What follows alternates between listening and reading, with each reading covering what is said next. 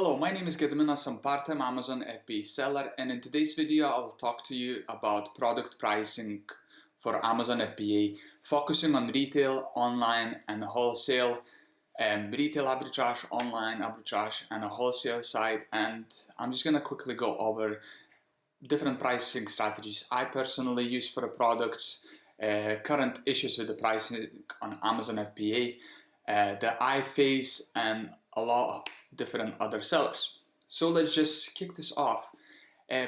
Pricing strategy, so first of all, there is no really right or wrong way to price your products. There is a lot of different ways you can price your products, and personally I use several different strategies for products, different type of products. So I'll give you a couple of examples. So for example, if I buy seasonal products, let's say Easter is approaching and I buy some Easter eggs or whatever, whenever I ship them to Amazon, what I'm gonna do, I'll try my best to sell them out as soon as I can, because I know sales significantly will decrease over the period of time. So I don't want to be sitting with that stock for the remaining of the year, or even having to hold the stock until next year, or selling my products at loss.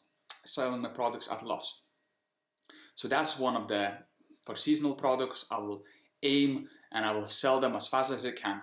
Anyways, coming to holding, do I hold my stock? What I mean by that, sometimes when you purchase the deal, let's say from online, a retailer, you purchase the deal and there will be a lot of different other sellers that will purchase exactly the same deal. By the time everyone ships the product to Amazon, there will be a lot of sellers on the listing, and what will start happening, you will see pricing basically worse. People are going to be undercutting each other, prices will decrease significantly, etc. So a lot of questions I get from people regarding this issue that a lot of different sellers are facing. What do you do? Do you sell the product at loss? Do you sell the product at break even, just clear the stock and exit the listing? I mean, it really depends. So few key factors you should be looking at. So for example, how fast the product is selling, number one. Then how many sellers are selling the product and their stock levels. So you want to look at, if you decide to hold your product for, I don't know, a couple of months or a month, you want to know exactly, precisely how long you will need to be holding your product. So what you do, you check estimated sales of that particular product, you check your competition stock levels, and you try to roughly work it out how fast they will sell their stock out and how long you will need to hold your products for it. Of course, if I can see clearly that the price is very steady and I see the stock levels are not as high, I will be happy to hold the product for a month or two if I make a nice profit on it. There will be the times if you purchase a product and the price is unstable, it's recently bounced up and this will be decreasing. I mean, that's just what happens when you're purchasing products with unstable pricing. It will eventually gonna go back down.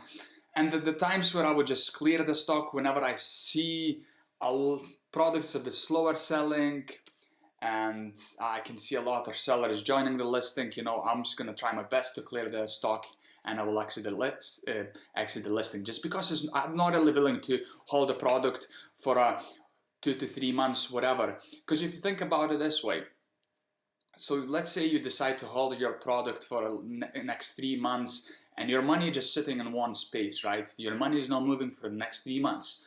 If you think about it, you just clear your stock, take the money and you reinvest it. You could potentially turn the amount of money a couple of times whilst the other product would be sitting there for 3 months. So, you could double your money, move money around. Because the way you have to look at it, you win some products and you lose some products. But doesn't mean you have to tank the prices. What I mean by tanking, like undercutting each other, reducing the prices, that's not what I mean by clearing the stock. If it's already happening on the listing, I would just exit in some sort of scenarios. But again, there is really no right or wrong way of pricing your products. So let's just quickly talk about the issue of price tanking, people undercutting each other, reducing the prices. Why people do that? So for new sellers, if you see the seller on the listing with a very little amount of reviews and you can see that they're undercutting the prices, they might not really know what they're doing. So number one. or potentially they could be sitting and on the credit cards. What that means, they're purchasing their stock in credit cards and they have very tight deadlines to get their money back to pay their credit cards off. So that's another reason. For a bigger sellers, they have other people to pay, they have other commitments, so therefore it doesn't really matter how much they will make from the product. It matters for them, they need a cash flow to maintain the business and to pay other people and to pay their expenses. So I'm talking about like 5, 6, 7-figure sellers, and you will see bigger sellers doing that.